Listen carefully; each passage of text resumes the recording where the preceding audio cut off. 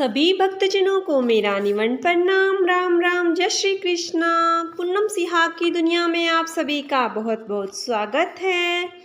जांबा पुराण 12वां अध्याय 12 थाप घड़ा ने ठाहर।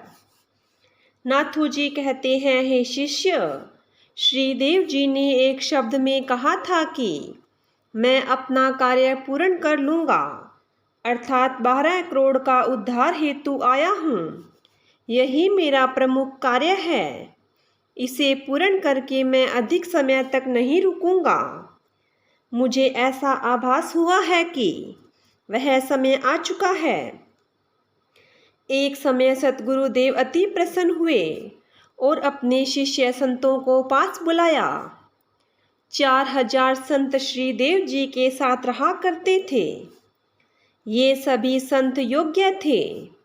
उनमें से कुछ संतों को महंत बनाया, अन्य कुछ लोगों को उनके सहायक नियुक्त किया। काली पोशाक के संतों का महंत रेणु जी को बनाया और श्रीदेव ने समय रेणु जी के सिर पर आशीर्वाद का वरद हस्त रखा। रणधीर जी को भगवी पोशाक का महंत बनाया और रिद्धि सिद्धि का धनी बनाया। सभी संतों ने मिलकर रणधीर को महंत गद्दी पर बिठाया।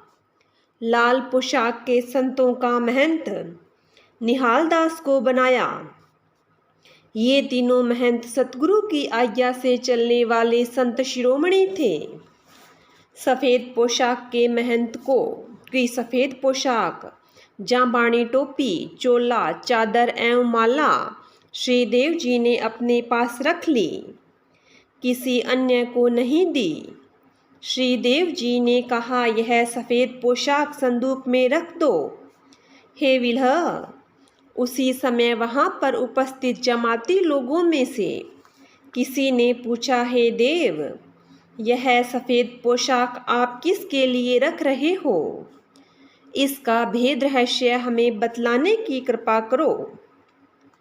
उसी समय कुछ मुस्कुराकर श्रीदेव जी ने कहा कि एक स्वाति शाह बादशाह लखनऊ का था। उसने मेरे से शब्द सुना था।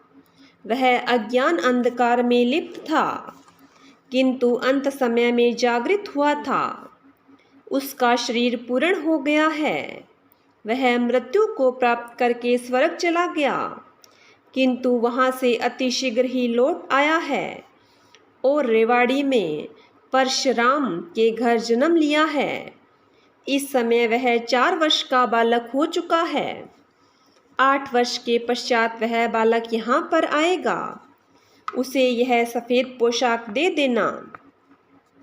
रणधीर ने पूछा, हे देव, आप अपनी ज्योति समेटना चाहते हैं, हम उस बालक को कैसे पहचानेंगे? श्रीदेव जी ने कहा, आप लोग उन्हें शब्द सुनाना। एक बार सुनने से ही उनको शब्द याद हो जाएगा। यही उनकी पहचान होगी। उसे यह सफ़ेद पोशाक देकर महंत बना देना। वही मेरा उत्तराधिकारी होगा। इस पंथ का प्रचार प्रसार करेगा। उस बालक का नाम विट्ठल होगा। उसे पुरोहित बना देना। वह धर्म प्रचार करने में अति कुशल वक्ता, ज्ञाता एवं कवि होगा। वह विट्ठल मेरा ही स्वरूप है। उसे सभी भूप भी मानेंगे। नाथो जी कहते हैं, हे विला, यह बात संवत 1593 के प्रारंभ काल में कही थी। श्रीदेव जी ने भविष्य में घटने वाली घटना का संकेत दिया था। उस समय तुम यहाँ पर मेरे पास बैठे हुए ज्ञान श्रवण कर रहे हो। यह कोई अकस्मात घटना घटित नहीं हुई है। वह विट्ठल तुम ही हो जो इस समय यहाँ पर पहुँच गए हो, और यह ठीक समय है। तुम्हारे पर जाम्बोजे की अपार कृपा रही है। तुम्हारे पूर्व जन्म का तुम स्मरण करो तो तुम्हें ये बातें सत्य सिद्ध हो जाएगी। हे विल्हा, यह कृपा केवल तुम्हारे पर नहीं हुई है, मेरे ऊपर भी वही कृपा हुई है। उसी समय मुझे भी अपने पास बुलाया और कहने लगे, नाथिया तू खड़ीजे ना। हे नाथ, तू अपना शरीर संभाल करके रखना। मेरा अंतर्ध्यान हो जाए तो भी तू वियोग में शरीर को नहीं त्यागना। यह मेरी आज्ञा है, क्योंकि तुम्हारे कंठस्थ 120 शब्द हैं। ये शब्द तू विट्ठल को सुनाना। उसके पास का यह अमूल्य धन, अपने पास का यह अमूल्य धन अपने शिष्य को देकर ऋण से उऋण हो जाना। विट्ठल को अपना शिष्य बनाकर ये रखी हुई पोशाक को सौंप देना। हे विल्हा, अब तक मैं भी जिंदा था केवल इसलिए कि श्री देव जी की रखी हुई धरोहर एवं शब्द मैं तुझे दे दूं। अब मैंने तुझे पोशाक भी दे दी और शब्द धन भी दे दिया। अब मेरा कार्य भी पूर्णता की और बढ़ रहा है। जो कुछ भी तुम्हें अन्य बात पूछनी है तो पूछ लो। इस प्रकार से विलो ने अपने पूर्व जन्म का वृतांत श्रवण किया और रोमांचित होकर आंखें बंद कर ली। समाधिस्थ होकर पूर्व जन्म को देखने लगे। कुछ समय तक इस प्रकार से अवस्थित होकर के आत्मा के अथाह सागर से कुछ ज्ञान के गण प्राप्त करके पुनः विल्हा ने पूछा, हे गुरुदेव, यह बिश्नोई पंथ पृथक पंथ ही चला है। इसके पुरोहित, गुरु, याचक भी तो भिन्न ही होने चाहिए। किसको क्या अधिकार सौंपे हैं, कृपया बतलावें। क्योंकि किसी भी पंथ का संस्कार ही बिगड़ गया तो जड़ मूल से पंथ दूसरित हो जाएगा। जिस पंथ का कोई रखवाला ही नहीं होगा तो वह पंथ बिखर जाएगा। यदि ऐसी कोई व्यवस्था की है तो बतलाने का कष्ट करें। नाथोजी उवाच, इस पंथ के 3 रखवाले नियुक्त किए गए हैं। तीनों को ही श्री गुरुदेव ने अलग अलग अधिकार दिए हैं। अंत समय में यही बात साथरियों ने पूछी थी। श्री देव जी ने इस प्रकार बतलाया था, वही बात मैं तुम्हें बतलाता हूँ। 4 पोशाकों के 4 महंतों की स्थापना जाम्बोजी ने की है। इनका कर्तव्य कर्म होगा कि संजीवन मंत्र यानी सुग्रा मंत्र देने का प्रथम अधिकार होगा। हवन, पूजा पाठ आदि धार्मिक कार्य करने के लिए भ्रमण करेंगे तथा सोई हुई प्रज्ञा को जागृत करेंगे। संत ही इस मेरे भगवे भेष के अधिकारी होंगे। मोह माया से छूटकर स्वयं का कल्याण एवं जगत कल्याण हेतु जिस किसी भी प्रकार से प्रयत्नशील रहेंगे।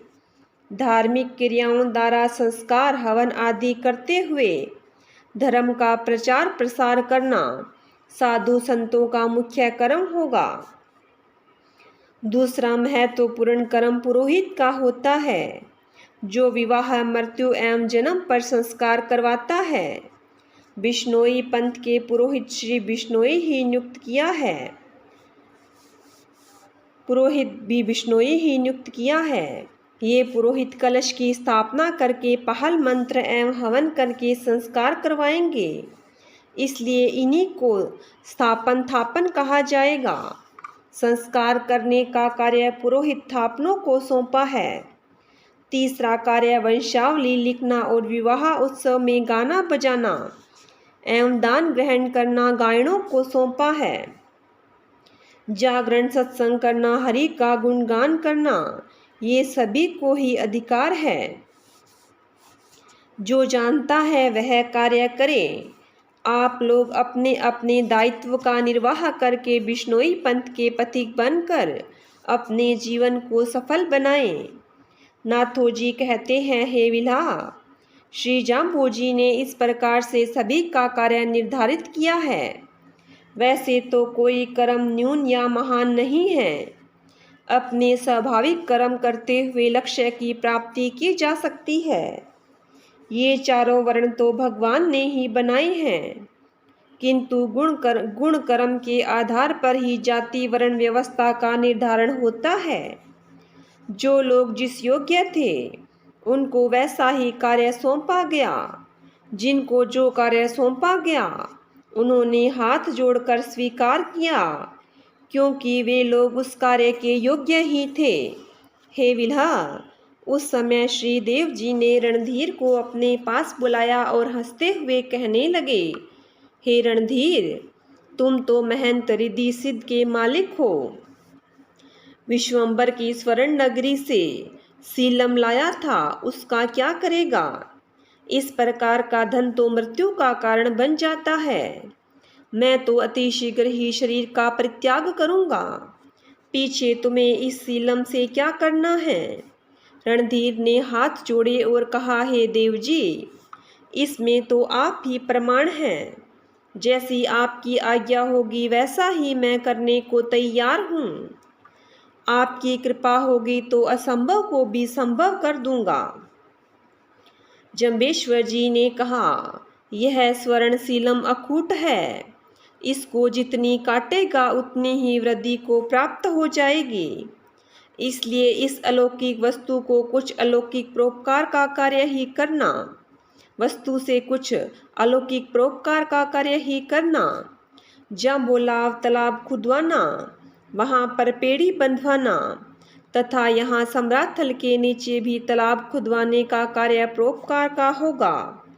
तुम्हें इस सीलम से ऐसे मंदिर का निर्माण करवाना चाहिए जिसमें बैठकर हवन पूजा पाठ सत्संग हो सके।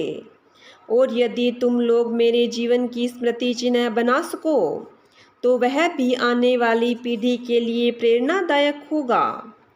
तुम्हें ऐसा ही कुछ कार्य करना चाहिए जो चिरस्थायी हो, वे तथा साधन भजन करने में सहायक सिद्ध हो सके। हे रणधीर, यदि तुम इस सीलम से परोपकार का कार्य करते रहोगे तो तुम्हें किसी प्रकार का भय नहीं रहेगा। यह वस्तु तुम्हारे पास ही रहेगी, तुमसे कोई छीन करके नहीं ले जा सकता, चोरी करके नहीं ले जा सकता। यदि कोई ले भी जाएगा तो भी वापस तुम्हारे पास चली आएगी। यदि तुम्हें मारने के लिए विष भी देगा तो भी तुम्हारे पास असर नहीं होगा। यह सीलम ऐसी सिद्धिवान है। श्रीदेव जी ने रणधीर को एक मुद्रिका देते हुए कहा, यह अपने पास रखना। जब तक यह तुम्हारे पास रहेगी तब तक कोई भी तुम्हारा कुछ भी नहीं बिगाड़ सकता। यह मुद्रिका इस सीलम की रक्षा के लिए देता हूँ।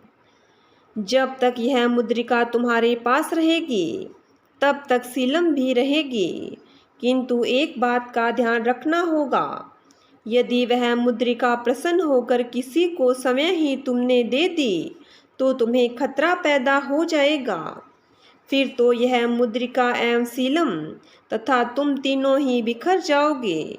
धन के लोभ में लोग कुछ भी कर सकते हैं, इसलिए तुम्हें जितना हो सके अति शीघ्र आवश्यक कार्य कर लेना चाहिए। तुम्हें भोजन करते हुए सावधान रहना चाहिए। भोजन में विष मिलाया जा सकता है और विष जीवन को समाप्त कर देता है।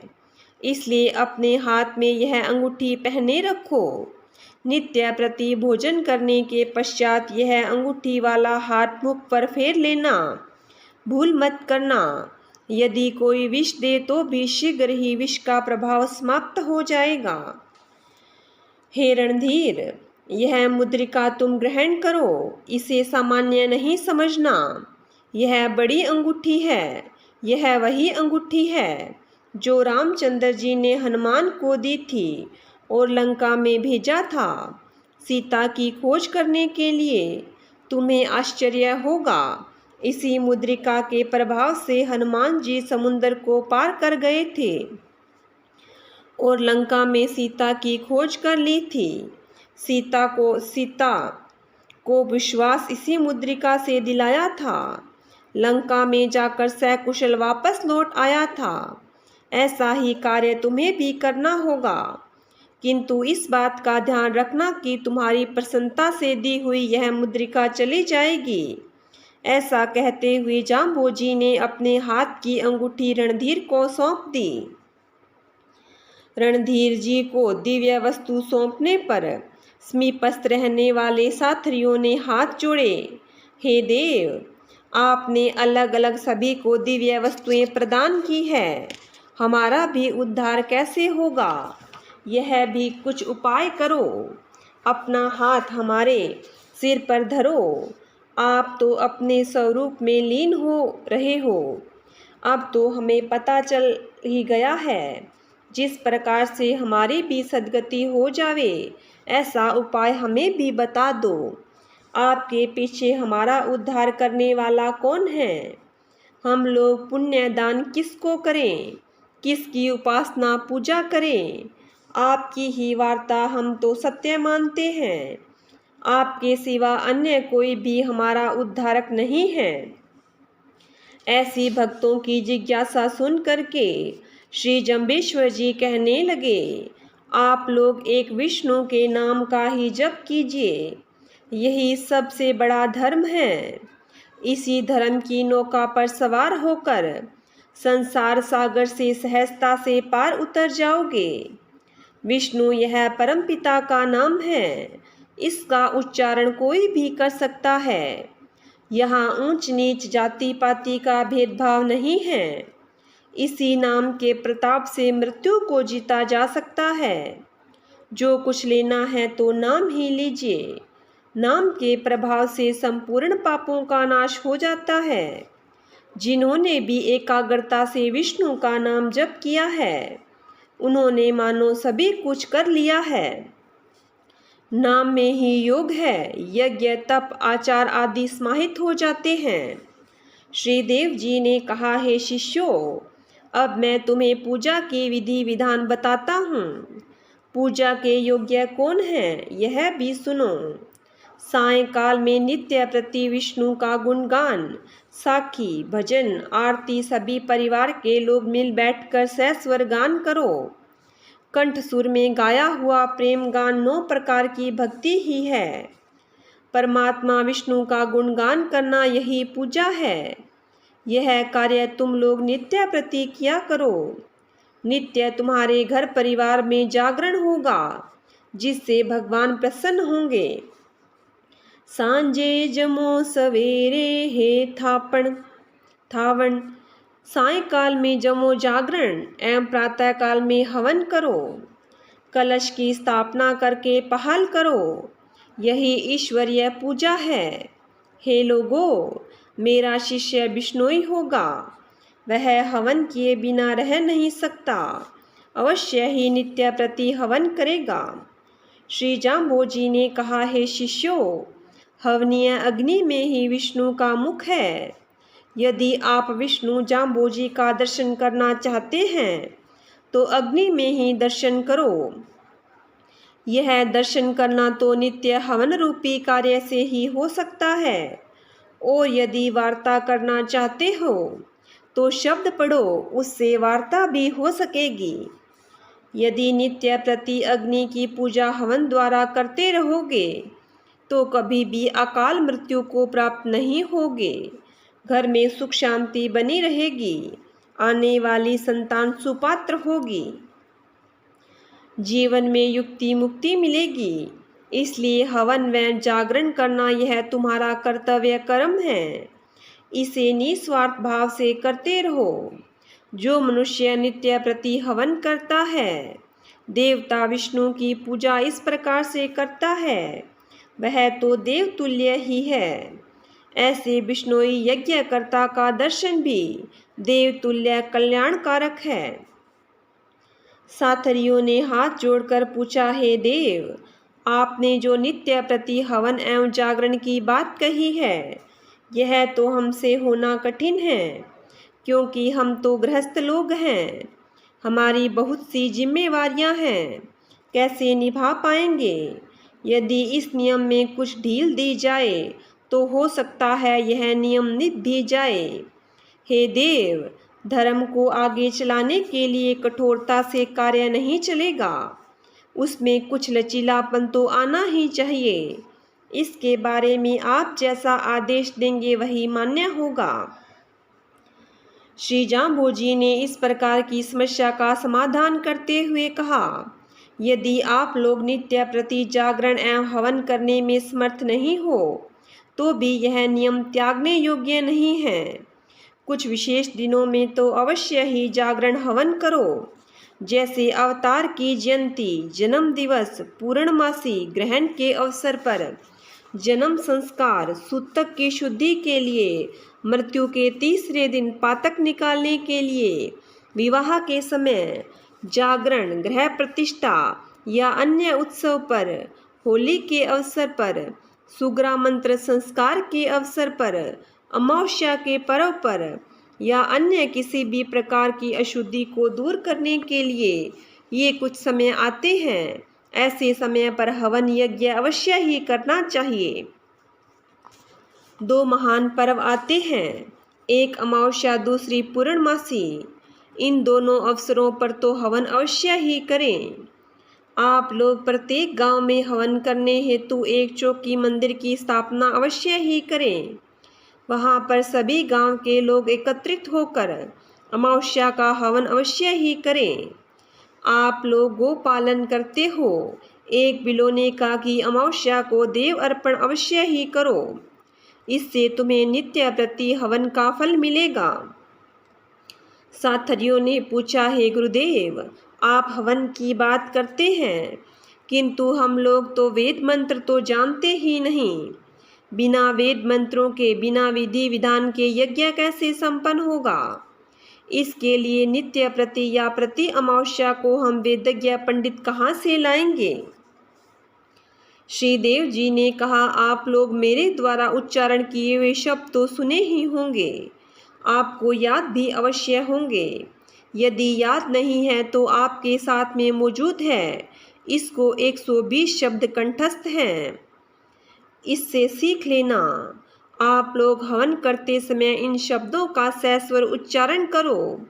एक शब्द पूर्ण हो जाने पर स्वाहा कह करके आहुति प्रदान करो। गुरुदेव ने कहा, मेरा उपख्यान वेदु कणतै भेदु। मैंने जो यह शब्द उच्चारण किए हैं ये वेद ही हैं। जिस प्रकार वेद मंत्र ध्वनि से उच्चारण किए जाते हैं, उसी प्रकार से ये शब्द भी बोले जाते हैं। जो लाभ वेद मंत्रों से आपको मिलेगा, वही लाभ इन शब्दों से भी प्राप्त हो जाएगा। वेद मंत्र तो आपके वश की बात नहीं है, अति दुरूह है। कहीं थोड़ी भी उच्चारण के स्वर में गड़बड़ी हो गई तो उसका प्रभाव उल्टा हो जाएगा। स्वर के अपराध में वृत्रासुर मारा गया था और इंद्र को शक्ति मिली थी। वृत्रासुर के पिता ने अपने बेटे की अभिवृद्धि के लिए और इंद्र का नाश करने के लिए यज्ञ किया था। उस समय मंत्रों का उच्चारण किया, इंद्र शत्रु वर्धस्व स्वाहा, इंद्र का शत्रु बढ़े, यह कहना चाहता था, किंतु वैदिक स्वर के उल्टा हो जाने से इंद्र की अभिवृद्धि हो गई और वृत्रासुर मारा गया। इसलिए तो ये शब्द मरु भाषा के वेद मंत्र हैं। इनमें कोई स्वर का अपराध नहीं है। जैसा आप चाहें वैसा उच्चारण करें। वेद मंत्रों से दृश्य ध्वनि का प्रसार करें और स्वाहा कह करके आहुति प्रदान करें। श्रीदेव जी ने कहा, हे शिष्यों, आप लोग जल्दी ही भूल जाते हो। मैंने 29 नियमों में एक नियम यह भी बतलाया है कि होम हित चित प्रीत सु होय बास बेकुंठा पाओ। हवन करें किंतु सर्व हिताय, सर्व सुखाय एवं चित्त मन लगा करके करो एवं प्रेम भाव से भी करें तो बैकुंठ की प्राप्ति होगी। यही विधि और विधान है। जिस यज्ञ में ये तीनों बातें नहीं हैं और अन्य सभी कुछ वेद मंत्र आदि हैं, तो ऐसा तुम्हारा यज्ञ करना अव्यवहारिक, अफलदायक है। यज्ञो वे विष्णु, यज्ञ ही विष्णु है। इसके द्वारा ही विष्णु की उपासना है। आप लोग जो कुछ भी कमाई करते हैं उसका फल देने वाला तो ईश्वर विष्णु ही है। विष्णु द्वारा दिया हुआ फल आप लोग यज्ञ के द्वारा वापस विष्णु को ही लौटाते हैं, और यदि नहीं लौटाते तो आप लोग चोर हैं। आपकी चोरी कब तक चलेगी? एक दिन ऐसा भी आ जाएगा जो एक साथ सभी कुछ निकल जाएगा। यज्ञ करने के पश्चात जो अवशिष्ट बचता है वह आपका भोजन अमृत तुल्य है, तुम्हारे पापों का नाश करने वाला है। यज्ञ करने से ही वर्षा होती है, वर्षा से ही अन्न पैदा होता है, अन्न से रजवीर्य बनता है, उससे मानव शरीर बनता है। मानव जीवन का मूल आधार यज्ञ ही है। साथर्यों ने पूछा, हे गुरुदेव, हवन के बारे में तो आपने जो कहा वह हम समझ गए। हवन से पूर्व जागरण के बारे में कुछ अवश्य हो तो बतलाइए। नित्य प्रति जागरण का नियम निभाना असंभव ही है। श्री विष्णु जाम्बोजी ने कहा, जागरण का अर्थ सत्संगति है। यह उत्तम संग सुसंगु, उत्तम रंग सुरंगु। उत्तम संग तो नित्य करना चाहिए, उत्तम रंग तो सदा ही चढ़ता रहना चाहिए। सांझ आरती गुण गाओ, यह नियम भी जागरण का ही रूप है। शाम को सोने से पूर्व थोड़ी देर के लिए भगवान का गुणगान करो। यदि आप लोग आरती, साखी, शब्द, भजन नहीं जानते तो कैसे गा सकते हैं? तब अन्य किसी दूसरे गुणी ज्ञानी धर्माचारी पुरुष द्वारा भी जागरण कराया जा सकता है, किंतु यह तो नित्य प्रति असंभव है। इसलिए 1 महीने में अमावस्या आती है, उस दिन अवश्य ही जागरण करवावें। प्रत्येक घर में यदि करवाने में सामर्थ्य नहीं है तो गांव के सामूहिक स्थान देव स्थान पर बैठकर सभी लोग सामूहिक कर सकते हैं। यदि अमावस्या के दिन में सामूहिक रूप से सम्मिलित नहीं हो सकते तो अपने घर में ही वर्ष में 1 बार तो अवश्य ही जागरण सत्संग करवाएं, उसको भी पुण्य उतना ही प्राप्त हो जाएगा। इसलिए हे शिष्यों, मैंने तुम्हें हवन जागरण का महात्म्य विस्तार से बतला दिया है। मैंने जो भी आपको बतलाया है ये सभी बातें केवल कहने सुनने की नहीं हैं, ये तो जीवन का आधार है। इनसे आपके जीवन में उन्नति आएगी। जब तक जियोगे तो सुखी होकर, और मृत्यु पर मुक्ति दिलाने वाली ये बातें आप लोग ग्रहण करो। विशेष रूप से अमावस्या के दिन व्रत करो तथा हवन विष्णु की उपासना करो। अन्य सांसारिक कार्य से दूर रहना चाहिए, तो किसी भी प्रकार की विघ्न, बाधाएं, हानि, अकाल मृत्यु आदि व्याधियों से बचाव होगा। जागरण सत्संग पशु से मानव बनाएगी। सोए हुए लोगों को जागृत करके उन्हें अंधकार से निकालकर प्रकाश की ओर ले जाने वाली होगी। यह बिश्नोई एक पंथ यानी मार्ग है। इस पर जो चलेगा वह विष्णु के पास पहुंच ही जाएगा। इस पंथ को आगे ही बढ़ाना है, यहीं तक के लिए नहीं है। रुकना मत, आगे बढ़ते ही जाना है। हे शिष्यों, आगे के लिए आप लोग इस मार्ग का प्रसार करना। आप लोग ने इस मार्ग पर चलकर अनुभव प्राप्त कर लिया है। यदि आपको अच्छा लगा होगा तो आप अपनी संतान को भी बता देना, तथा जो इस पंथ का अनुयायी हो सके उन्हें इस पंथ पर चलने के लिए प्रेरित करना। इसी पंथ पर चलकर ध्रुव, प्रहलाद, हरिश्चंद्र, युधिष्ठिर आदि अनेक राजा, भक्त, योगी, ऋषि अपना कल्याण कर चुके हैं। इस समय इस कलयुग में भी मैं वही प्राचीन मार्ग बतलाने के लिए इस रूप में आया हूँ। मैंने अब तक इस पंथ के अनुयायी 12 करोड़ बना दिए हैं।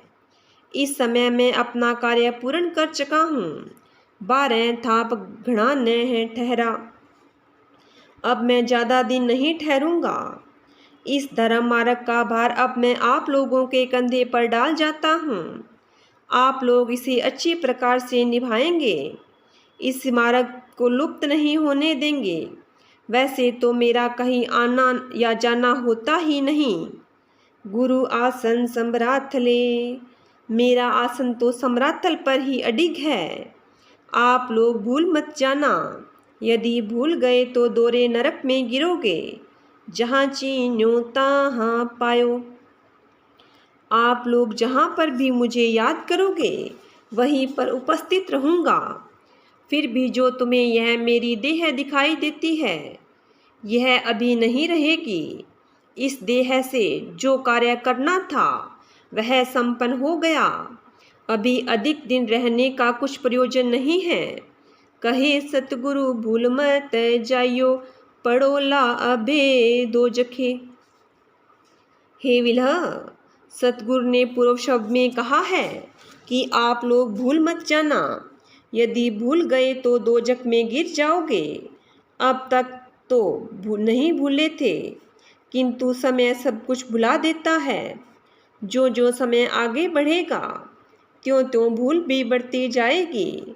इसलिए भूले भटके लोगों को सचेत करते रहना अपना धर्म है। इस धर्म से हम गुरु शिष्य मुख न मोड़ें, सदा सचेत रहकर इस पंथ रूपी खेत की रखवाली करें, तभी जाम्बोजी के शिष्य बन पाएंगे।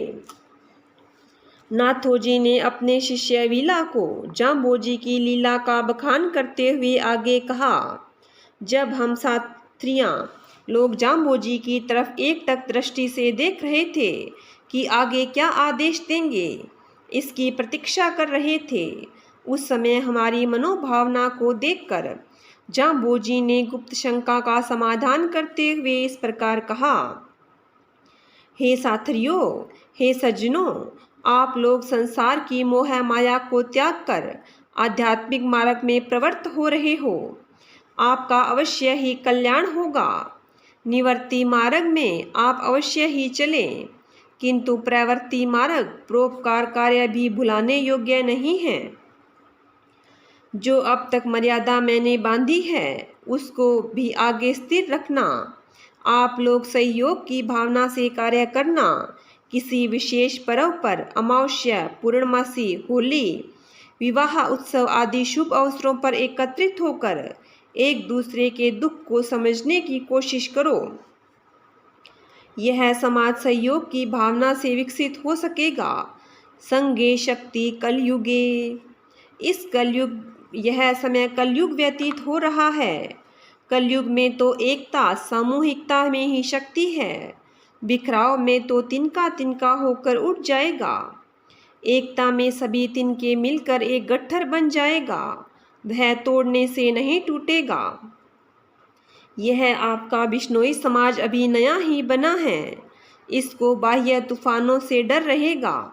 आप समाज के अग्रगण्य लोग सचेत रहेंगे तो ये अन्य धर्मों के तूफान आपके पास आकर मंद गति को प्राप्त करके हवा के रूप में परिवर्तित होकर निकल जाएंगे। यह समाज सुचारू रूप से चले, इसके लिए मैंने साथरियों की स्थापना की है। जहाँ तहाँ जो भूमि पवित्र थी उसी भूमि पर मैं गया हूँ, वहीं पर साथरी बन चुकी है। ये साथरियाँ धर्म प्रचार करने हेतु धर्मपीठ है। यहाँ पर आप साधु संत रहकर अपने आसपास के गांव में धर्म प्रचार करेंगे। हे साथियों, आप लोग भी मेरे साथ थे। हमने वहाँ पर विश्राम किया है, कुछ समय तक ठहरे हैं। आप लोगों ने अवश्य ही वहाँ की भूमि की पवित्रता का अनुभव किया ही होगा। इस समय आप लोग जहाँ जिस साथरी में जिसको रहना ठीक हो वहीं पर आप लोग जा सकते हो। धर्म का प्रचार होवे, पतित जीवों का उद्धार हो सके तो यह बहुत ही पुण्य का कार्य होगा। आप लोग धर्मोपदेश देने में भी कभी आलस नहीं करना। विद्या दान ही बहुत बड़ा दान है। इन धार्मिक कार्यों के लिए ये साथरियाँ उपयुक्त स्थान होगी। मैं जहाँ कहीं भी थोड़ी देर के लिए ठहरा था तथा अपने साथरियाँ साथ में ही थी, वही साथरी नाम से कही जाती है। और जहाँ मैंने अधिक समय विश्राम किया था वह धाम कहलाएंगे। साथरियाँ तो अनंत है, किंतु धाम सीमित संख्या में हैं। विशेष रूप से यह समराथल तो मुझे बहुत ही प्रिय स्थल धाम है। यहाँ तो मैंने जीवन का अधिकांश समय धर्मोपदेश करते हुए तथा गऊ चराते हुए बिताया है। यह सर्व शिरोमणि कैलाश पर्वत है। इस कैलाश पर्वत पर जो चढ़ जाएगा वह तो स्वर्ग मोक्ष धाम पर ही पहुँच जाएगा। मेरा आसन स्थिर तो समराथल पर ही रहा है, आगे भी रहेगा। मैंने यहाँ ग्वाल बालों के साथ गौवें चराई है, अनेकों दिव्य लीला कृष्ण चरित्र दिखलाया है। बड़े बड़े उद्दंड लोगों को मात्र शब्द द्वारा ही उनकी शैतानता को नष्ट कर दिया। जो कार्य मैंने इस जन्म में दिखाया है वह तो मैं पूर्व रामकृष्ण अवतार में भी नहीं कर पाया हूँ।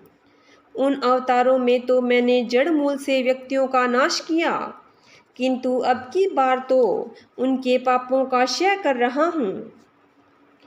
पिंपासर, यह पास में ही मेरी जन्मभूमि है।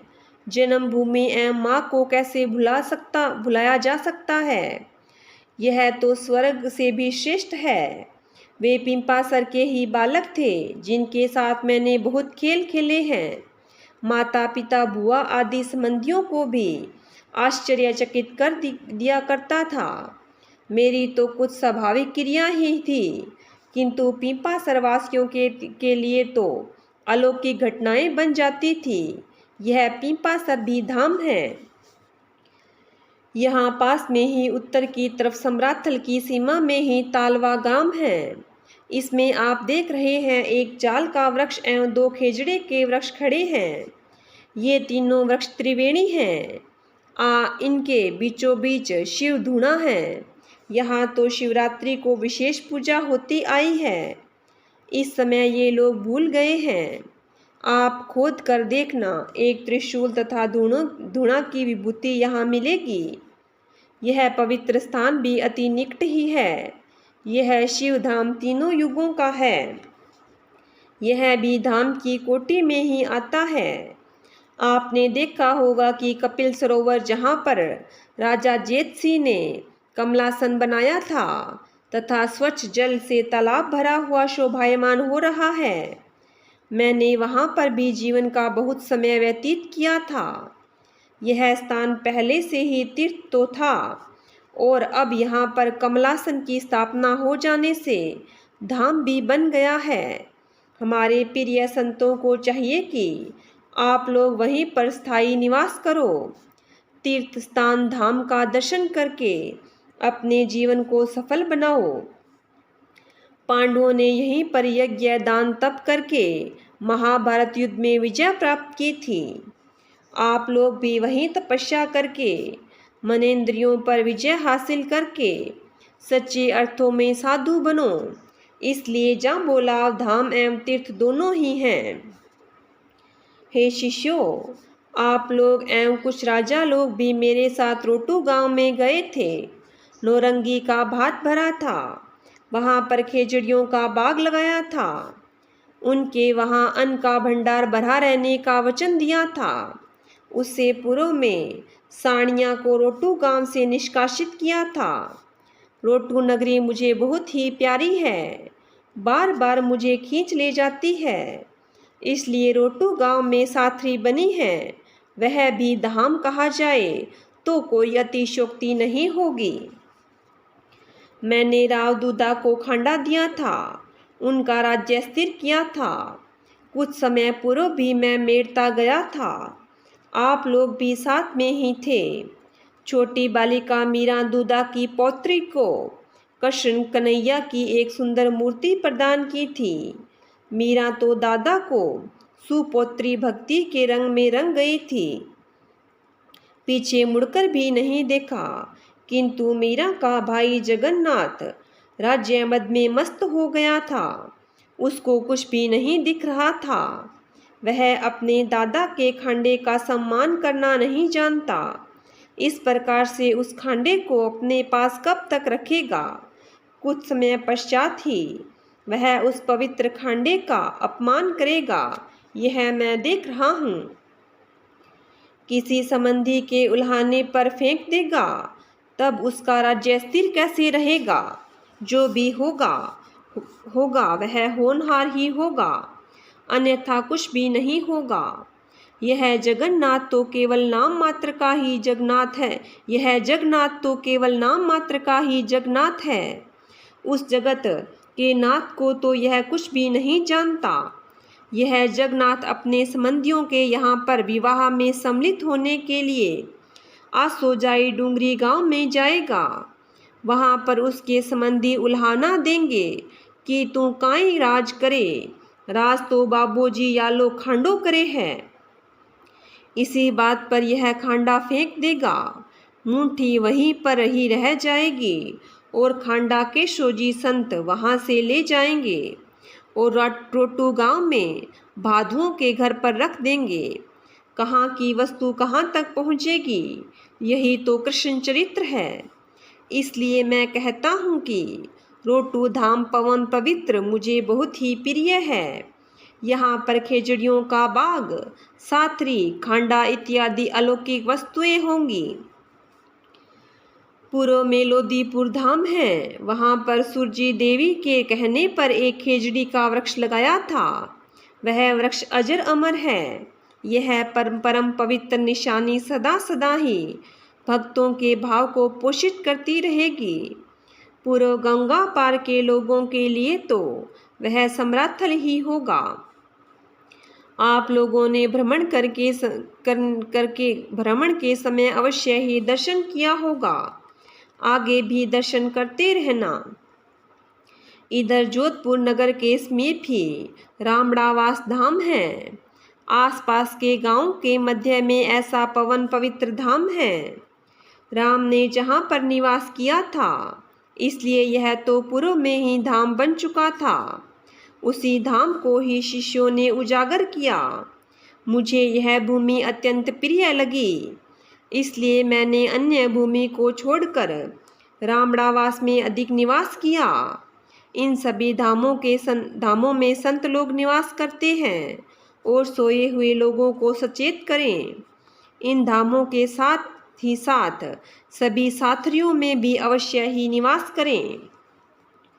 नाथोजी कहते हैं, हे विला, इस प्रकार से सभी को अलग अलग अपनी रुचि के अनुसार साथरियों में और धामों में रहने की आज्ञा जाम्बोजी ने प्रदान की थी। उन्हें इच्छित वस्तुएं भी प्रदान की थी। सम्राथल पर चांदनी तंबू जो कुछ भी था, वही सभी कुछ अन्यत्र स्थानों में बांट कर दे दिया। रहने के लिए पवित्र स्थान होना चाहिए, पहनने के लिए वस्त्र एवं भवन भी चाहिए, तथा पेट की भूख मिटाने के लिए अन्न की आवश्यकता होती है। अन्न की पूर्ति के लिए 24 जगहों पर श्री देव जी के आज्ञानुसार भंडारे चलते थे। आगंतुक सुभ्यागत की सेवा 68 तीर्थों में स्नान के समान फलदायी होती है। कहा भी है, 68 तीर्थ एक सुभ्यागत, घर आवे आदरियो हो जीवन। जहाँ जहाँ पर भी साथरियाँ धाम हैं, जहाँ पर भी संत लोग निवास करते हैं, वहाँ वहाँ पर भोजन जल आदि की व्यवस्था करना श्री देव जी ने बतलाई थी।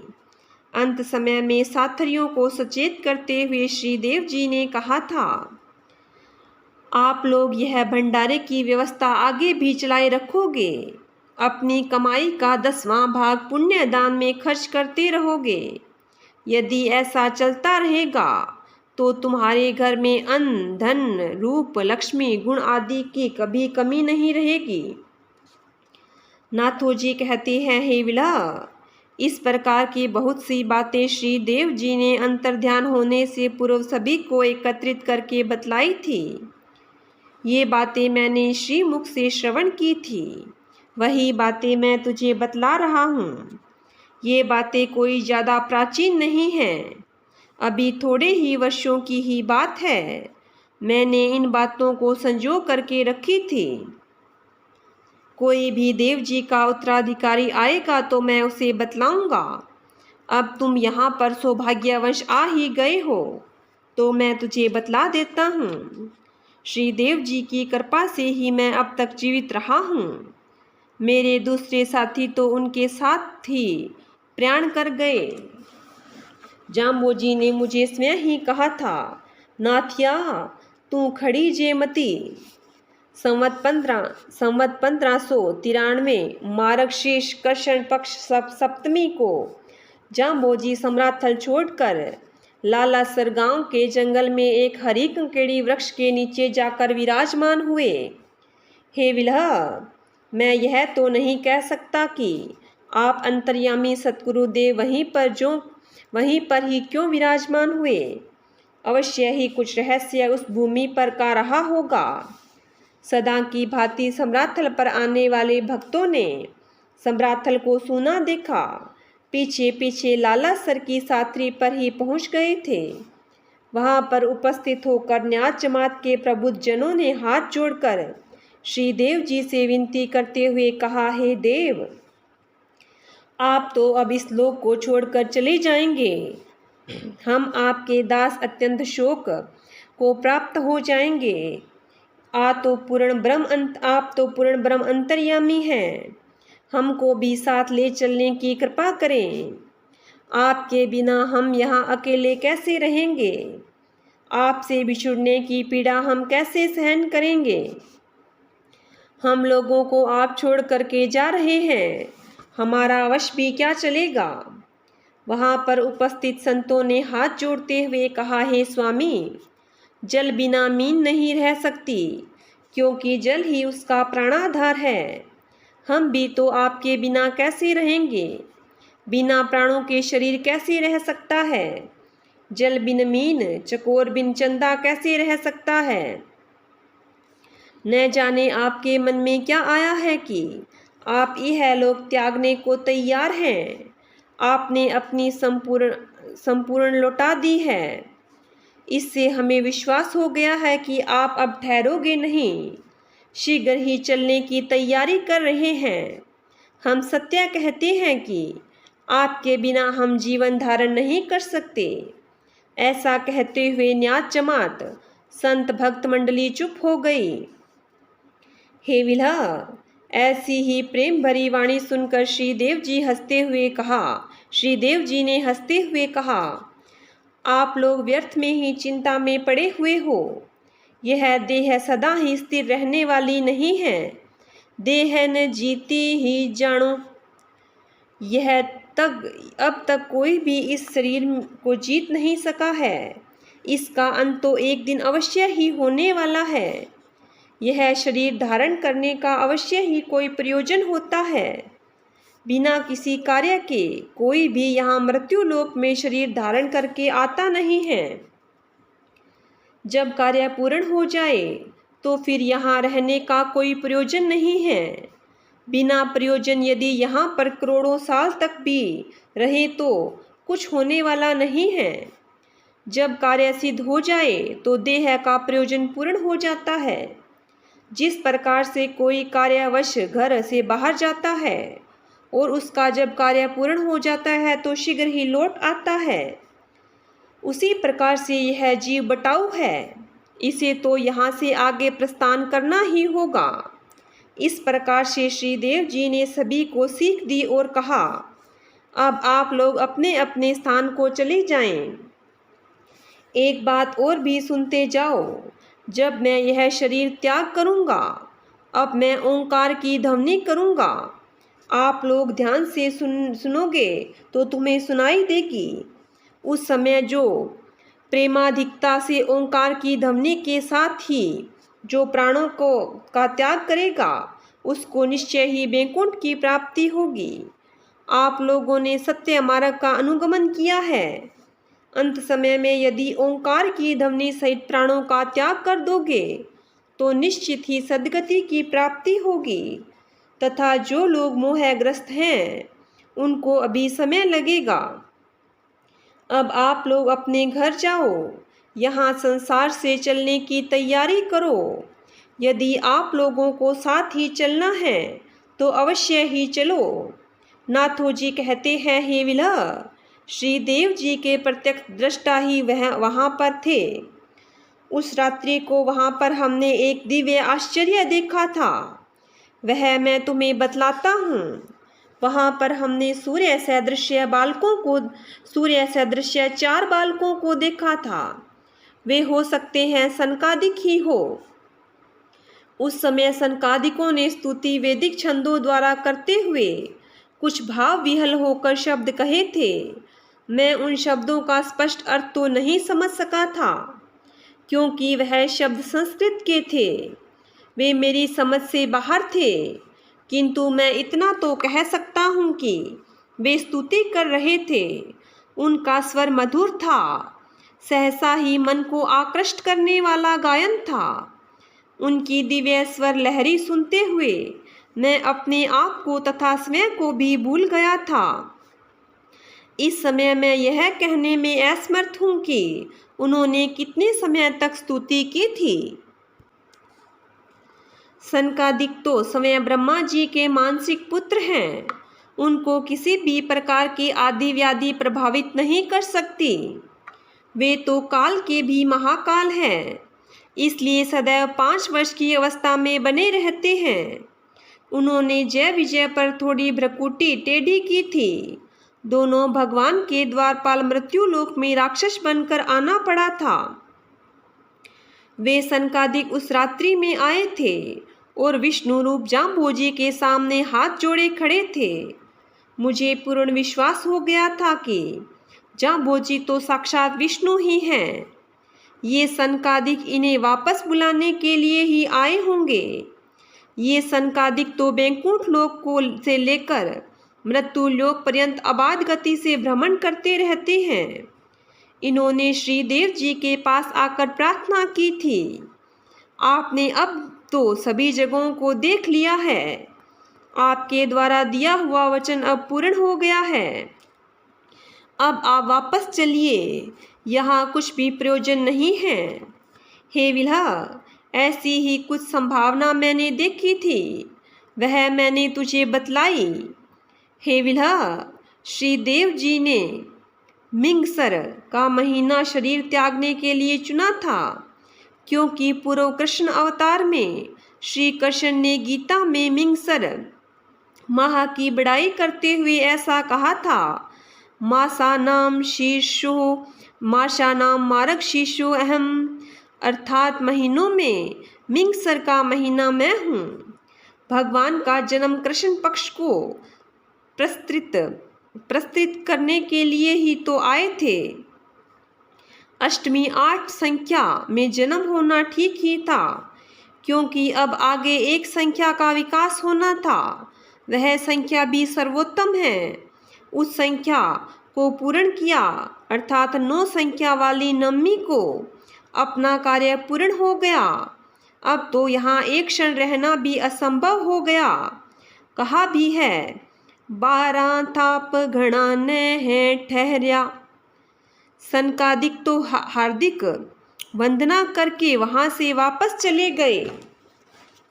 उनके पश्चात हमने देखा कि इंद्र, कुबेर, गंधर्व, किन्नर आदि भी स्तुति कर रहे थे। वह रात्रि तो अनेक ज्योतियों में से जगमगा रही थी। यदि उस दिन मैं वहाँ पर नहीं होता तो ये आंखें बिना देखे आंख भी नहीं कहलाती। आंखों की दिव्यता तो देखने में ही है, रूप राशि तो उनकी अपूर्व ही थी। ये मेरे शब्द आंखों से देखे हुए दृश्य को नहीं कह सकते। कानों से उनकी स्तुति के वचन सुनकर इन करण इंद्रियों को सफल किया है। ये देवता लोग भिन्न भिन्न प्रकार से स्तुति करके अपने अपने लोक को चले गए। नाथो जी कहते हैं, हे विल्हा, मैं सम्राथलवासी श्रीदेव जी की महिमा कहाँ तक बखान करूं। उनके दिव्य गुणों का तो कोई पार ही नहीं था। जिन्होंने 85 वर्षों के जीवन में अधिकतर समय सम्राथल पर ही व्यतीत किया, न जाने सम्राथल ही उनको इतना प्यारा क्यों था। शायद उनकी संबर सोनवी नगरी यहीं पर ही थी। अपने ही ठीक स्थान पर बैठकर उन्होंने इतना प्यारा क्यों था। अपने ही ठीक स्थान पर बैठकर उन्होंने इतना प्यारा क्यों था। शायद उनकी संबर सोमनी नगरी यहीं पर ही थी। अपने ही ठीक स्थान पर बैठकर उन्होंने अलौकिक लीलाएं की थी। मैंने तो यह देखा कि उनके पास से कोई जीत कर नहीं गया, जो भी आया अहंकार को गिरा कर के गया। उन्होंने हिंदू मुसलमान दोनों को चेताया था, किसी भी प्रकार से मजहब धर्म के झूठे पक्षपाती नहीं थे। जो सच्चा था उन्हें ही अपना मानते थे। उसकी घोषणा की, जो जूं आवे सो त्यों हूँ थरप्या, सांचा सूसै तय भायो। जहाँ उजाड़ था वहाँ नगर बसा दिए। स्वयं ही ज्ञान का कथन किया। उन्होंने शब्द कहे, ये शब्द तो मानव जाति की अमूल्य थाती है। ये शब्द इनके समय के अनुभूत हैं, किसी अन्य शास्त्र वेद की नकल नहीं है। यही तो कारण था कि जो भी पास में आया था, शब्द श्रवण किया, वही उनका हो गया। लोगों को मार्ग पर चलने के लिए उनके पास कोई शस्त्र नहीं, चलाने के लिए उनके पास कोई शस्त्र नहीं था। ज्ञान खड़ंग जत्थे हाथे, कौन होइसी हमारा रिपू। जिसके हाथ में ज्ञान रूपी खड़ंग होगा, उसका शत्रु संसार में कौन हो सकता है।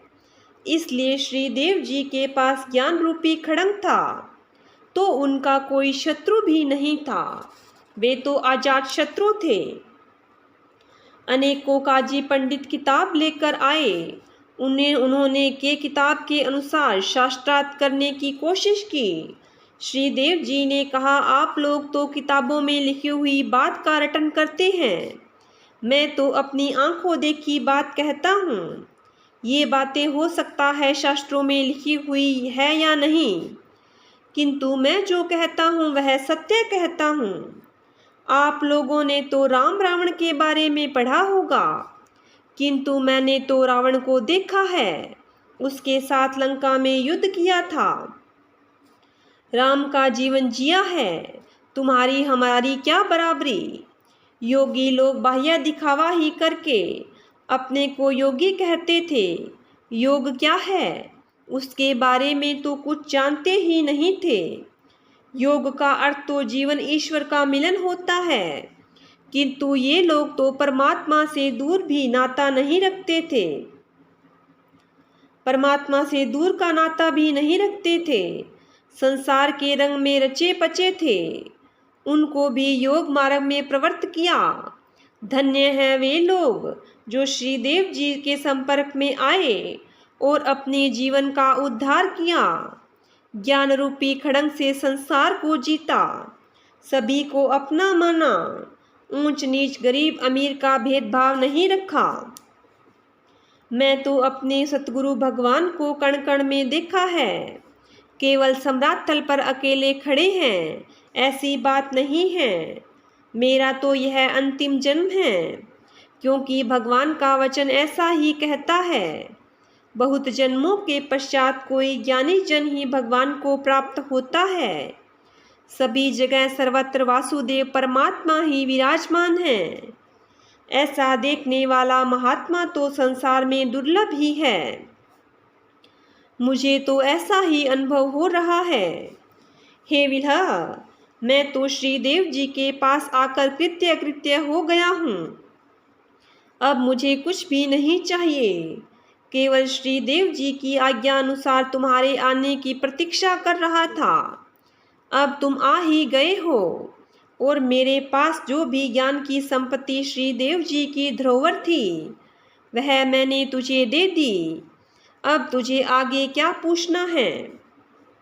वीला उवाच, हे गुरुदेव, श्री देव जी के अंतर्ध्यान होने से पूर्व उन्होंने अंतिम उपदेश क्या दिया था, वह संक्षेप में मुझे बतलाने की कृपा करें, तथा अंतर्ध्यान होना तथा उनके पश्चात क्या क्या घटनाएं घटित हुई, यह भी बतलाने की कृपा करें।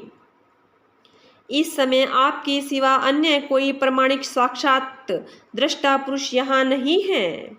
नाथोजी उवाच, हे शिष्य, जब श्री देव जी सम्राटथल से लालासर आ गए और नवमी को प्रस्थान का समय अति निकट आया, जान करके मेरे जैसे कुछ लोगों ने श्री देव जी से प्रार्थना करते हुए कहा, हे देव, आप तो अपनी ज्योति समेट रहे हैं। आपके बिना यह सतपंथ कैसे चलेगा? इसमें अनेक विघ्न बाधाएं आएंगी। जब तक आप विद्यमान थे तब तक तो सभी कुछ ठीक था। अब आगे क्या होगा? इस पंथ का स्वामी किसी को नियुक्त करके जाइए। हमें क्या करना चाहिए जिससे हमारा कल्याण होवे, ऐसी बात बतलाइए।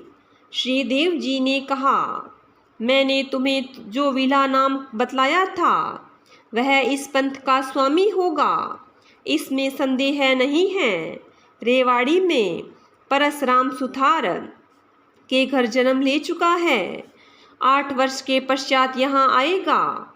हे विला, वही तुम ही हो। इस बात का प्रत्यक्ष प्रमाण तुम देख ही रहे हो। जाम्बोजी की बात सत्य हो रही है। अब तुम्हें जाम्बोजी के चलाए हुए सतपंथ को आगे बढ़ाना है।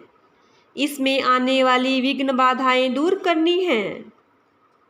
मैंने तुझे जाम्बोजी द्वारा दी हुई वस्तुएं भेंट और शब्द दे दिए।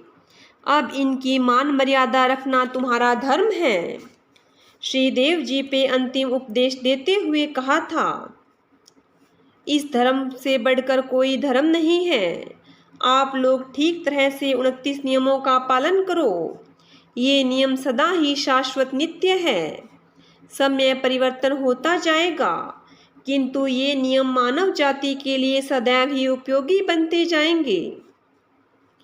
इन नियमों से जीवन में युक्ति सीखो और मृत्यु पर मुक्ति प्राप्त करो।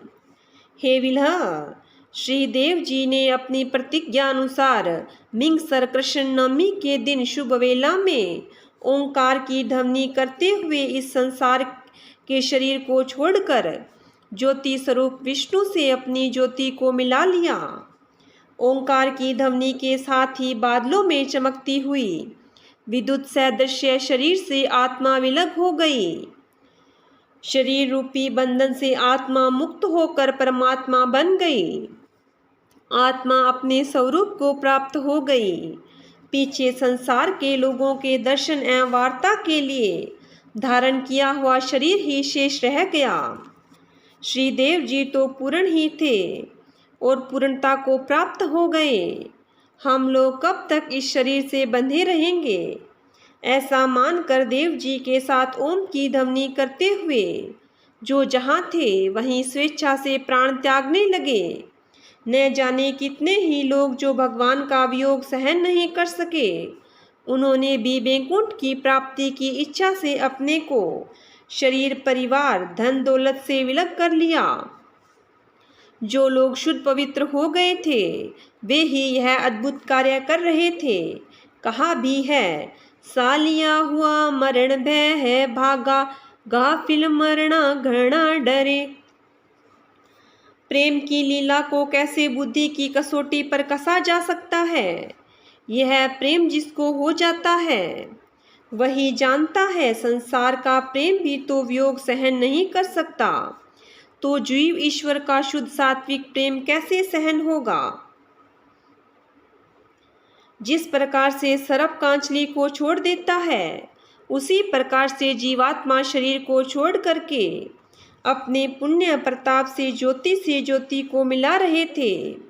न जाने कितने वियोग दुख सहन न करने के कारण शरीर को त्याग करके गए, यह तो गोविंद ही जाने।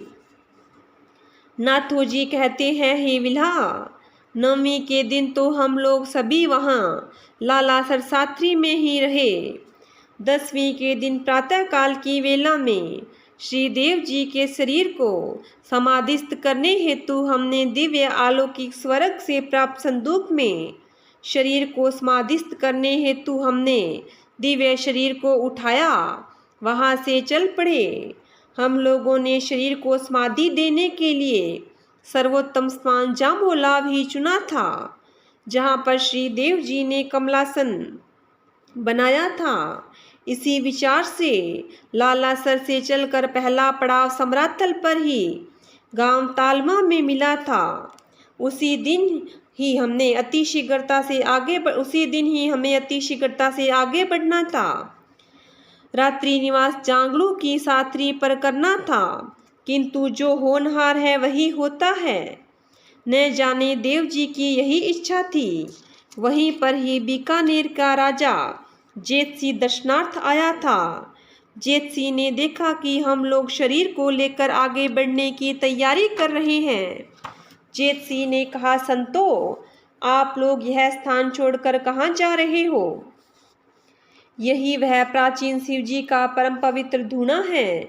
यहीं पर समाधि लगाइए। हमारे देश के देवता अन्य देश में कैसे जा सकते हैं? ऐसा मैं कदापि नहीं होने दूंगा। संतों की इच्छा पर राज इच्छा हावी हो गई। हमारे में संत शिरोमणि रणधीर ने कहा, वहाँ पर समय श्री जाम्भोजी ने कमल कोश बनाया है, हम लोग वहीं ले जाना चाहते हैं। राजा ने कहा, हे संत जनों, मैं अधिक विवाद नहीं करना चाहता। मेरी प्रार्थना है कि यहीं तालवा गांव में शिव धाम पर समाधिस्थ कर दो। आप संत लोग मुझे क्षमा कर दो और जरना करो। राज आज्ञा संतों ने स्वीकार करी और वहीं पर जाल वृक्ष के नीचे शरीर को संदूक सहित रखा। नींव खोदने का कार्य एकादशी के दिन प्रारंभ किया और त्रयोदशी के दिन समाधि दी गई। वही दिन मंदिर की नींव रखने का भी था। वार शनिवार कृष्ण पक्ष तेरस मिंगसर के महीने में मुकाम मंदिर का प्रारंभ हुआ।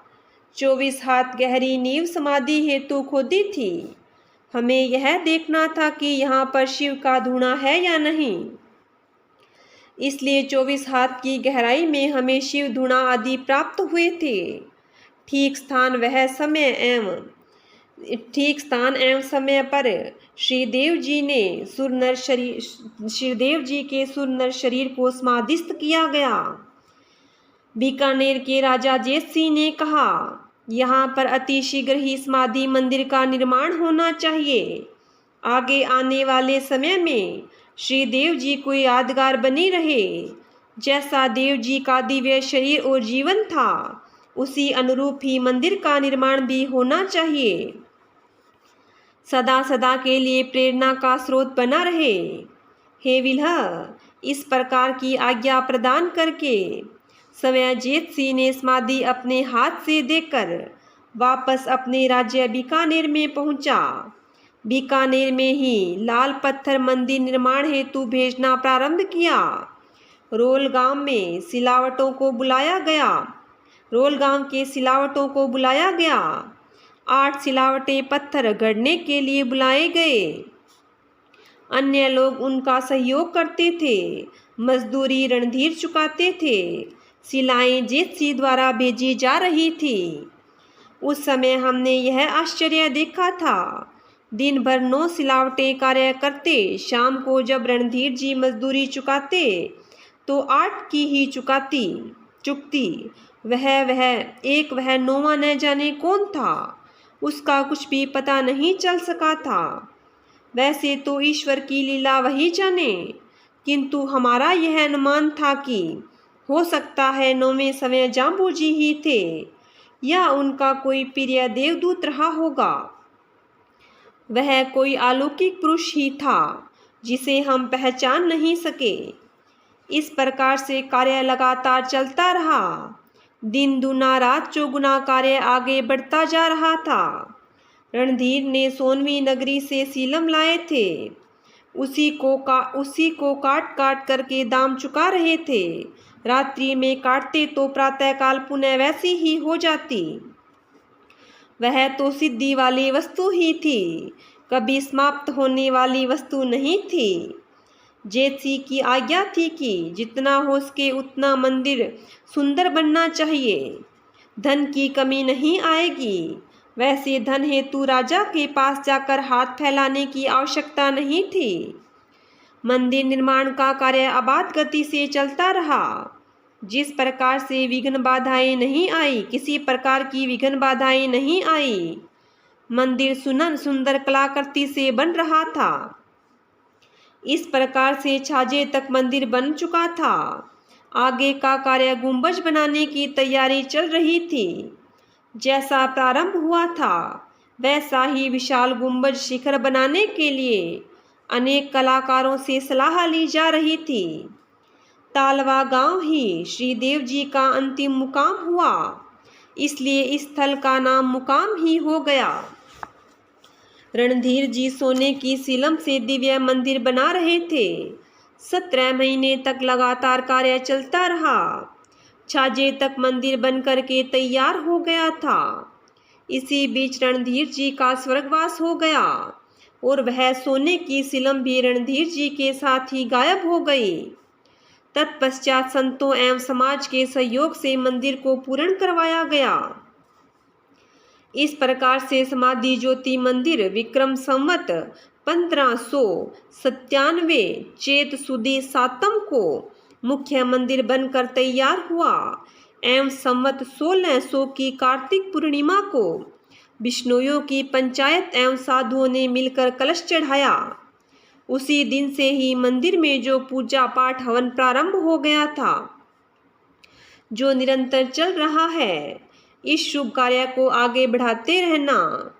अब तो तुम यहाँ के अधिकारी आ गए हो। विलय उवाच, हे गुरुदेव, मैं यहाँ पर देख रहा हूँ, लेकिन मेरी आंखें श्री जाम्बोजी की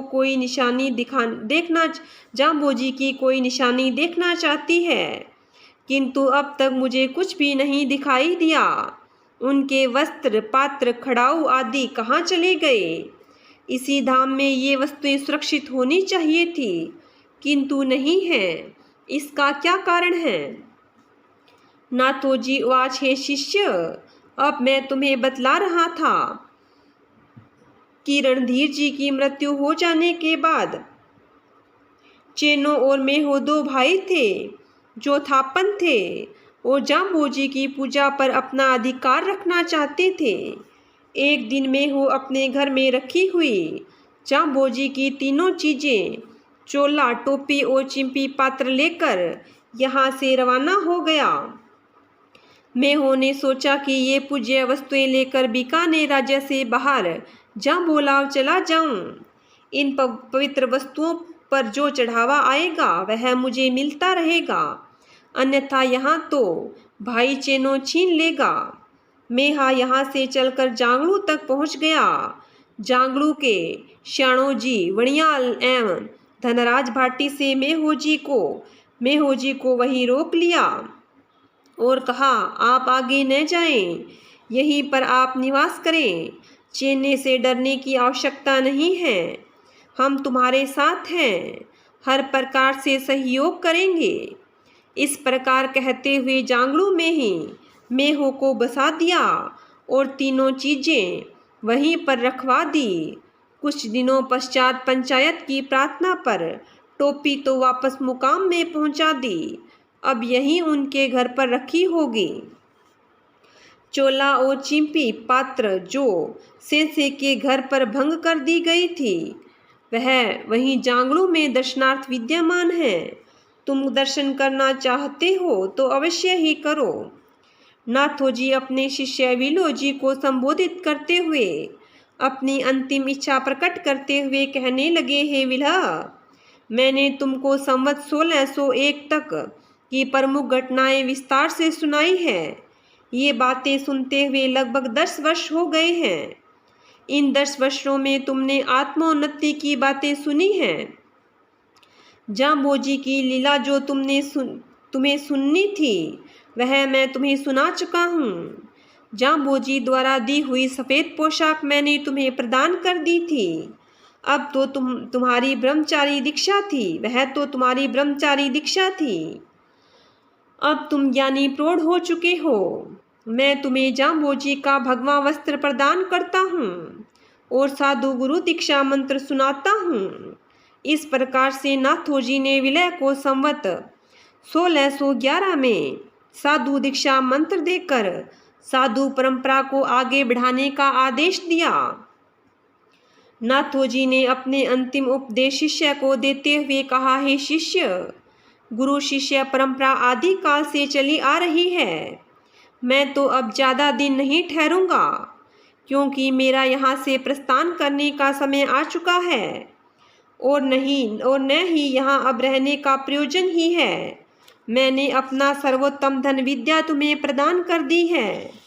इस विद्या धन को सुरक्षित रखते हुए तुम्हें और भी नई नई खोज करनी है। सदा ही विद्या प्राप्ति के लिए प्रयत्नशील रहना है। विद्या का कोई अंत नहीं है। मैंने जो कुछ कह दिया है इतना ही नहीं है, इससे आगे भी बहुत कुछ है। हे शिष्य, तुम्हारे पास जो विद्या है उसका सदुपयोग करो, दूसरों को देते रहो। विद्या भ्रमण करते हुए ज्ञान ध्यान यज्ञ करो। भूले भटके लोगों को सचेत करो। इस बिश्नोई पंथ को आगे बढ़ाओ। अन्य भी जो लोग उत्तम पथ के अनुयायी बनना चाहते हैं उन्हें बनाओ। अज्ञानांधकार में भटके हुए लोगों को ज्ञान मार्ग में लाओ। साखी शब्द हरिजस द्वारा साहित्य की संरचना करो। साहित्य ही समाज की रीढ़ है।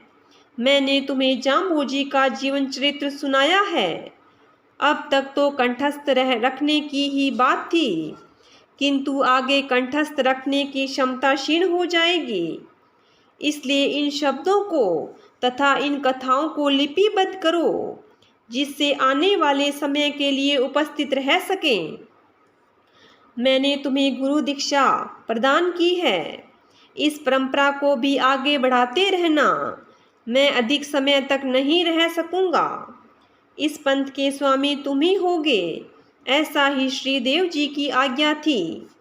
समाज के बाह्य और आंतरिक सुरक्षा करना तुम्हारा ही कर्तव्य होगा।